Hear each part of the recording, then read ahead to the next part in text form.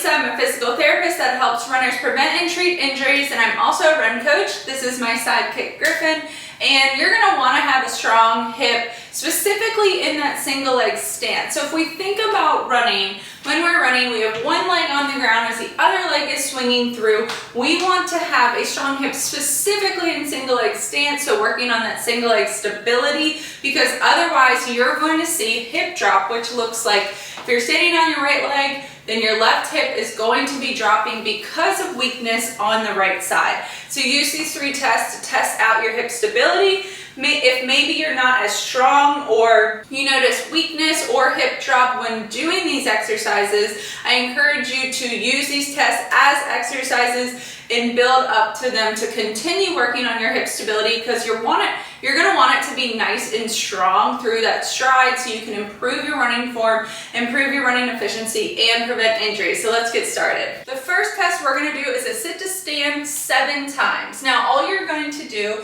I'm going to stand on my right leg. So if I'm standing on my right leg, I'm testing my right hip, and you're going to find a box or a chair that's a little bit higher than the back of your knee. You don't want it to be too low, and you also don't want it to be too high.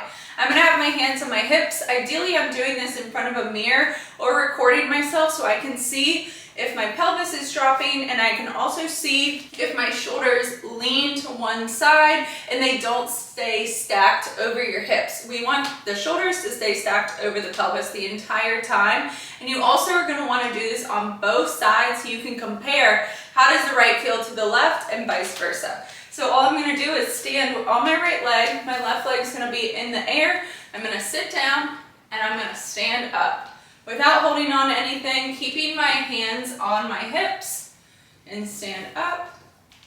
I'm going to do this 7 times. The second test you're going to do requires a resistance loop. I like to use the light resistance so I can go through the full range of motion.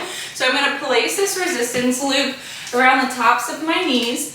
I'm going to stand on my stance leg. So I'm going to stand on my right leg, so I'm testing out my right hip stability. It also does work left hip stability, that's why it's a good exercise, but hands on your hips. And all you're going to do, bend that opposite leg, kick it back into hip extension, so it's going behind you without you leaning forward. Kick it back and then bring it out to the side just a little bit. So extension and then abduction, and you're going to hold it here for 10 seconds. What you're looking for, make sure that your shoulders aren't leaning, your trunk's not leaning, you're staying nice and tall. Also, again, doing this in front of the mirror because I want your hands on your hips to see if one hip is dropping. Ideally, you want that pelvis to be fairly level throughout the entire time. The third test, you're going to be on the ground, and I want you to lay all the way flat on the ground. I'm going to bring my left leg up in the air. Right knee stays bent, and I'm going to bring my hands up overhead so I don't cheat by pushing my elbows into the ground. From here, I'm going to lift up, hold 10 seconds in that single leg bridge, and down. You can also have your hands on your pelvis. What you're looking for, so 10-second hold for 10 reps, you're looking to see if that pelvis of the leg that's in the air is dropping over that 10-second time and over those 10 reps. If it's dropping, that means that the right hip is a little bit weaker, so we want to keep that pelvis level like it's flat, not dropping or rotating. If you found that maybe a couple of the tests are a little bit harder for you, maybe on one side compared to the other side, use them as exercises. So for example, the single leg bridge where we held it for 10 seconds, 10 times.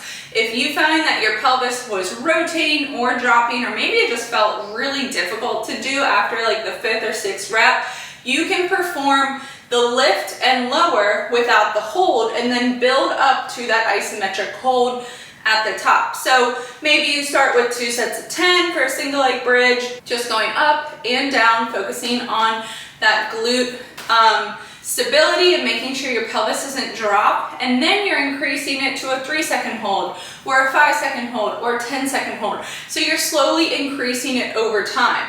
For the sit to stand off the box, maybe you're holding on to a wall as you come up, because if you're holding on to a wall, it's going to help with that hip stability and prevent that trunk from dropping. So maybe you're holding on to a wall as a modification, or you're holding on to a TRX as a modification, and then you're progressing with a higher chair and then maybe a lower box.